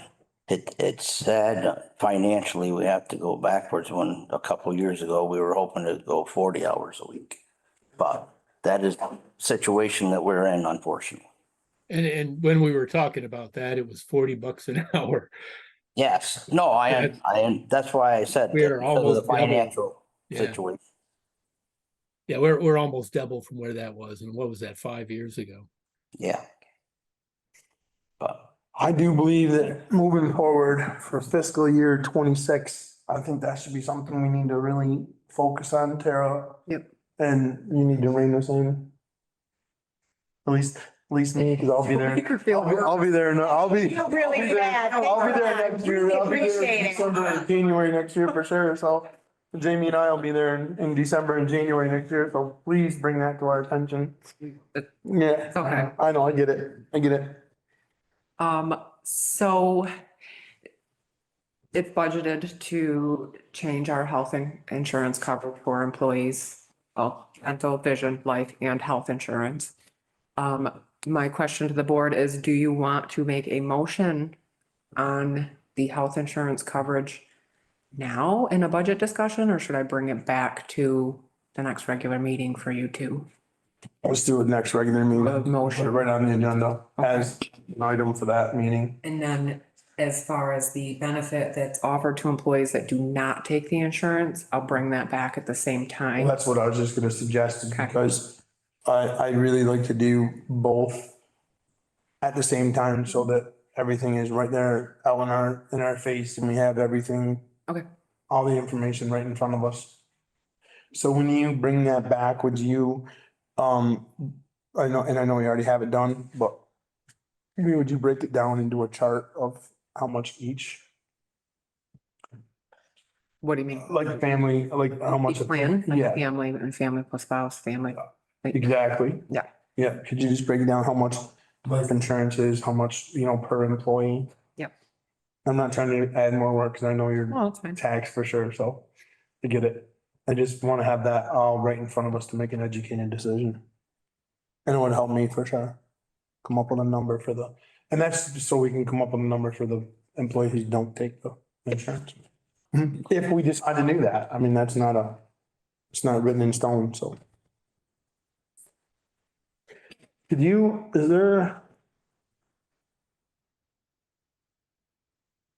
Could we also find out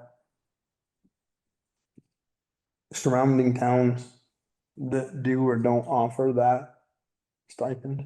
Yeah, it's in the VLCT book that I had last week, or week before that. I thought it was. It is in there. I can get like a summary. That'd be great. Yeah. Thank you. I appreciate that. I'm not trying to add more work to you. I know better.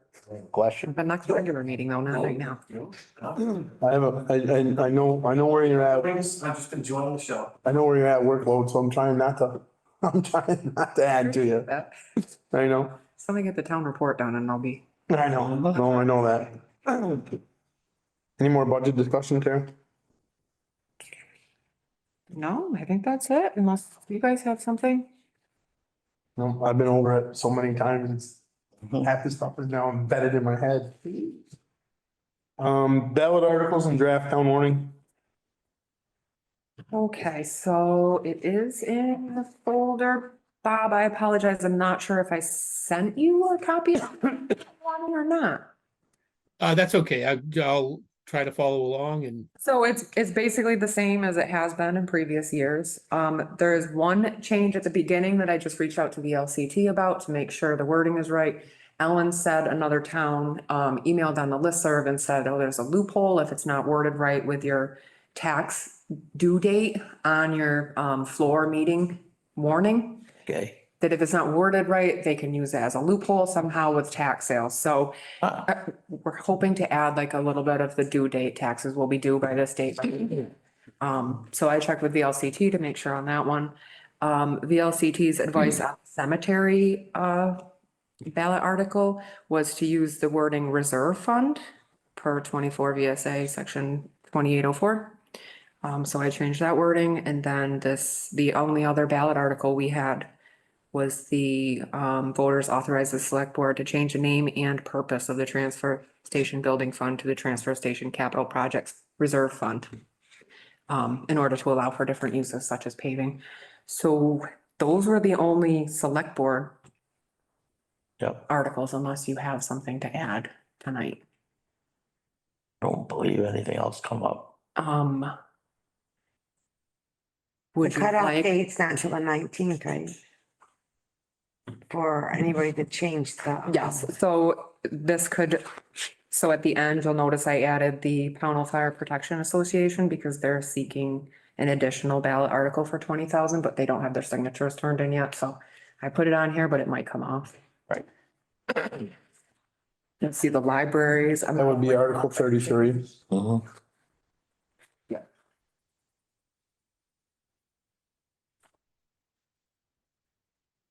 Okay, and that's pretty much all the same. Now, I guess I'm gonna be brave enough to ask, do we want to put the old town hall on the ballot this year? For that discussion. I think that needs more discussion from my standpoint, what we're gonna do with it. Maybe go in the direction of like more of public hearings and not necessarily a ballot. Yeah, Okay. that would be better. And actually, I just want to mention that BCRC is doing a project with us. We had a grant for it to look at the entire village center, and they will be doing more surveys and that stuff. So we'll have more input. and that's the municipal planning grant is what you're referring to, right? Yes. And Yep. that, and they can make recommendations about what to do in that property, and they're gonna have a focus, at least I hope, on economic development.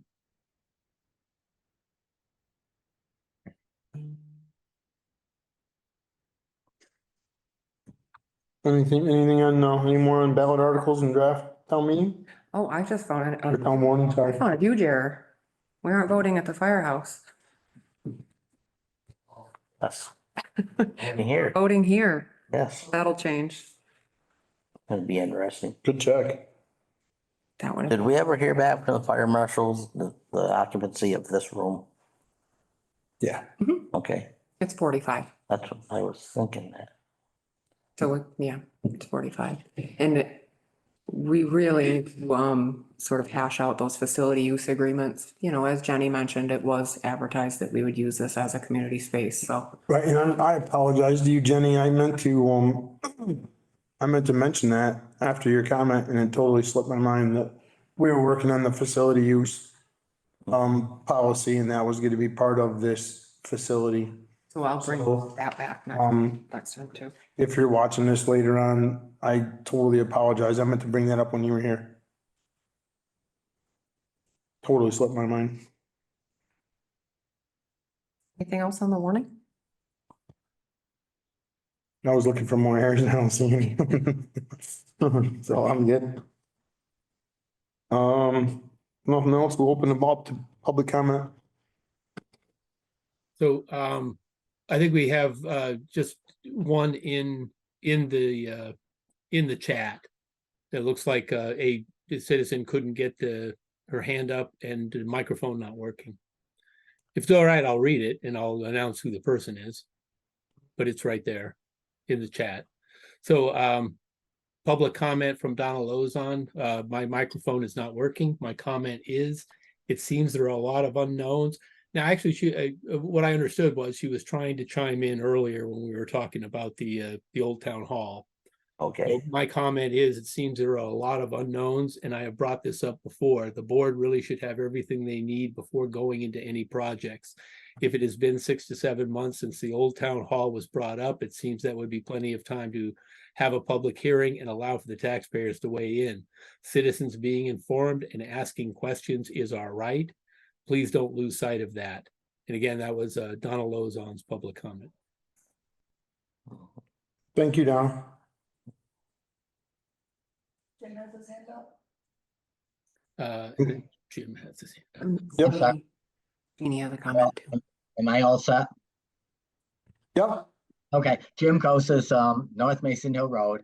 I just wanted to, on your budgets, I just wanted to talk about, first of all, I think increasing the permits and increasing the permits and increasing the permits every single year. Now we're up to not the 10%, but more than that, up to the $60. I think it's just going to cause more people to say, I'm not going to buy a permit and you're not going to let me in. So I'm going to just throw it on the side of the road, or I'm just going to pile it up in my house or something like that. I think you're defeating the purpose of, and it goes down to supply and demand. I mean, don't keep increasing the price because you think you're going to get the people to bring the garbage in. You're going to defeat it by increasing the price, and people are not going to bring the garbage in.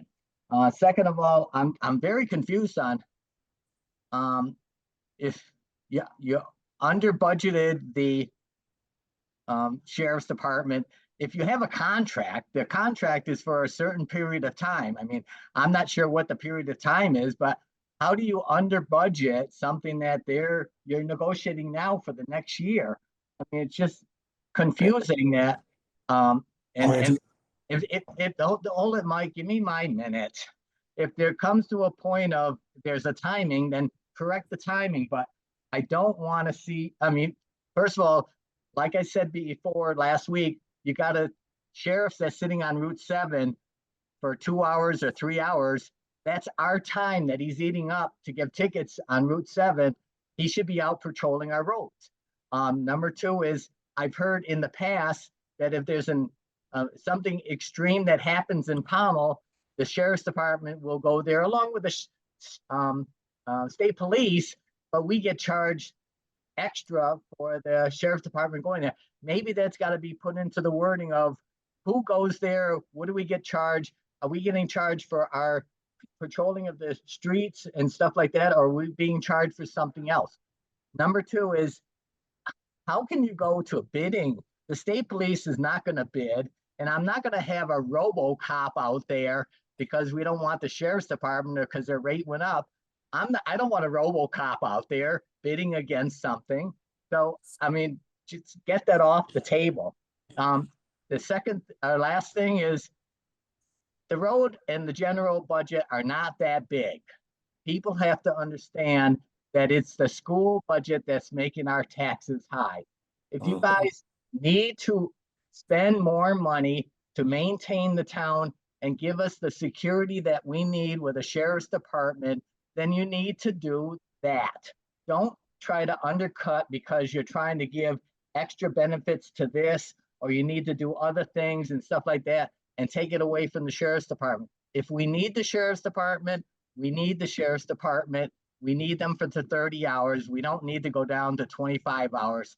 You guys are the ones that are there to make sure that our town is protected, not that just our taxes are low. If you can explain the reasoning for the increase, I'll accept the increase. If you just throw the increase out there and not say anything about it and say, this is it, I'm not going to accept it. And that's one of the things I've gone over the past 10 years is saying, explain what you're doing. The picture is what you're trying to do for our town, not just, okay, I don't want to pay the taxes. I don't want the taxes to go up. So you guys have got to put your mind to, and to what needs to be happening for the town, to run the town and everything. And I just got to add one more thing. I love the way that the word transparency has been used so much tonight. It's just interesting now that that subject came up, it is the keynote of everyone's comment. So have a good night, guys. Later. Thanks, Jim. Ben, I'm gonna answer your question on the budget part of the sheriff's department, Jim. I'm not gonna debate it because it's really not debatable. It's all right. I expected it, Mike, from you. Well, no, because when you listen to my answer, you'll totally understand Okay. why we were under budgeted and why we were trying not to be under budgeted this year. Okay, I think you will, Jim, and if you're not, then certainly ask the question. I wasn't trying to be rude at all. That's all right. I just think when I answer it, you'll totally understand. So in past years, we have sat here in December and January and budgeted for a budget, and you know this, that starts on July 1 of the following year. So we have never had, in the past, we never had the proposed number that, and I'm going to use the sheriff's department as an example, because that's what we're talking about. We've never had the proposed number that they were going to up their rate to. This year, we reached out to the sheriff's department and we asked them what they felt their proposed rate was going to be, for the contract starting July 1, 2024. They gave that to us. That's why we were under budgeted so bad last year, is because when we changed sheriffs from one to the other in the year before's election, their rate went up significantly more than we anticipated, in our budget, Jim. Does that make sense? I'm sure. It makes And it occurred after the budgeting. Right. it makes total sense. And I mean, that's where we've moved forward now to say, what's your rate going to be in July, in January? Because the same thing happens in my last employment of everything. We have to base the budget for July 1st based on information we're getting in January. And the state has come down and said, you have to give certain amounts and stuff like that. But that's a separate type of thing. But And that's exactly what we did this year with the sheriff's department, is we asked them for their rate. That's why it went from 75,000 to 113,000, is because they did give us their rate. Yep. And which we appreciated, because we could actually have an accurate number instead of a guesstimate of what their potential raise was gonna be. okay. So that's why it's always, I mean, historically, I don't know, I don't remember, Jim, the year before, 2 years back, but last year we were significantly under budgeted because their rate jumped. I think we figured it was gonna go to $48 and they went to 53 or 58 or something like that. Yeah. We just didn't have accurate information. And honestly, shame on the board, for not having accurate information in the past. We didn't ask for it. And this year we asked for if they would provide it for us, and they did. In defense of the board, sometimes when you ask that question, you're inviting an increase. So and we did go a couple of years without increases on the sheriff hourly rate. And then then over the last 4 or 5 years, we're getting substantial increases almost every year. Yeah, I'm not attacking the board, but at the same time, I am attacking the sheriff's department because of the new sheriff that's coming in. I just hope once you're able to announce publicly after you have your executive session to approve the rate that they're saying they're going to be, that I would love to see in a public meeting the board or the sheriff's department or the sheriff himself come to the meeting and personally explain why the rate is increasing so much. Because I don't think I mean, is that a private entity that it's out there? If not, if it's a public entity or something that he's supplying to a lot of towns and stuff, he should be able to come to the town and explain publicly, not just to you in a session, but explain to me in public session why he is increasing the rate from the past sheriff. And I only use that as an example because that's why the rate's increasing. And as you said, from one sheriff to another sheriff. But I think it should be something that he should be asked to come and explain it to us fully of why the rate is increasing, because I don't want the hours to go down to 25. I haven't seen a sheriff up here, and I brought that up before that, and I called them to say, you know, I haven't seen a sheriff come up my road. I'm retired now, and I am here in my property, and it's not too hard not to see a sheriff drive up the road because I see other people come up the road. I think it's time for you to ask questions of where are you patrolling, and don't spend your time on Route 7 because we're not paying for that. Thank you very much. Thanks, Jim. I'm sure if we send a letter of intent, he will come and answer those questions, Jim. Well, thank you. Thank you. I think Jean. Jeannie, did you have a, Sure, just a couple things. would you just state your name Yes. again? I know you did. No, it's okay. Sander, 346. Thank you. Yeah, thanks. So I did have a thought about the transfer station. And that the balance between incoming and outgoing, it sounds like there's some real discrepancy there. And I don't know exactly what that means. But would it help at all if we did have a method, something like Bennington's, for example? They weigh when you go in and they weigh when you go out. And so there's a very specific and set charge there. So I don't know if that would help more accurately capture the amount of waste that's going in. And if that would help at all with revenues from that. That is one thought, because I do have a permit for the transfer station. And I have also notified in Bennington, it's just a very different process. So just a thought there. The other thing that I'm really struck by is, again, going back to this issue of the sheriff's department and the budget item. One, I personally don't feel a strong need for increased hours with the sheriff's department. It kind of goes back to Bob's point earlier. People in this town seem pretty well equipped. I mean, I just don't feel, I feel very at home in Pownal. No place is perfect. I don't ever feel like, God, I just wish I saw more police out because I'm nervous being here. I just, not at all.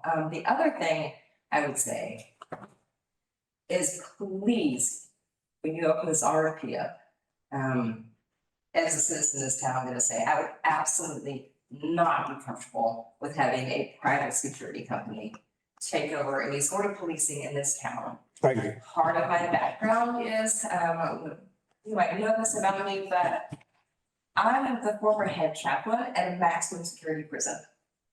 Okay, and I will tell you, in our state, the privately run prisons, I was told every single day that is not where it was. I have never seen that degree of indifference or incompetency. And the horror stories are awful. I can provide any information in general about the differences between privatized security and public. While the sheriff's department is not perfect for sure, I would much rather deal with an agency that is, you can hold directly publicly accountable in some ways than private security.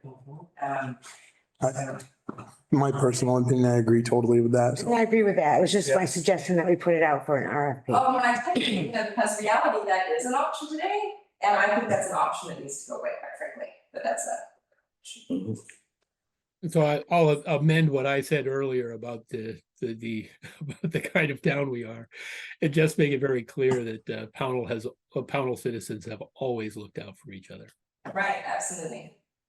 And let you know that we don't have scales, but they measure by cubic footage. Depending on what type of material, there's a layered charge. the attempt for the weight. For construction versus- Sure, it would help us with increased revenue. to do Right. that. No, I just wanted to let you know, we do have a system in place. It's just, Well, I think one of the things that, not to get off on a tangent, but I think one of the things that would benefit us greatly is to do a feasibility study of the transfer station. Because from a professional agency, not that our transfer station operator is incompetent, that's not it at all. Tom does an awesome job. It's just, that's what, in my opinion, that's what would be, and they may come in and say, you guys are doing everything wonderful. Great, me, if they didn't, if they said you could do this, this is gonna increase your revenue and decrease your expenses by 7% here and 15% over here, and pretty soon you're, and I'm just being theoretical, obviously, right? If we spend a little bit of money on that, rather than, well, if we think maybe we should do this, maybe we should try that, and this is a good idea, and I think, but there's people that do that stuff. So. Anything else? Any more public comment? I will entertain a motion to adjourn. oh, Second, Any more discussion? All those in favor? Angie, I. Bye-bye. Jamie, Mike, aye. Thank you everyone for coming. Very much. Bye, Bob. Bye-bye. Bye, Bob.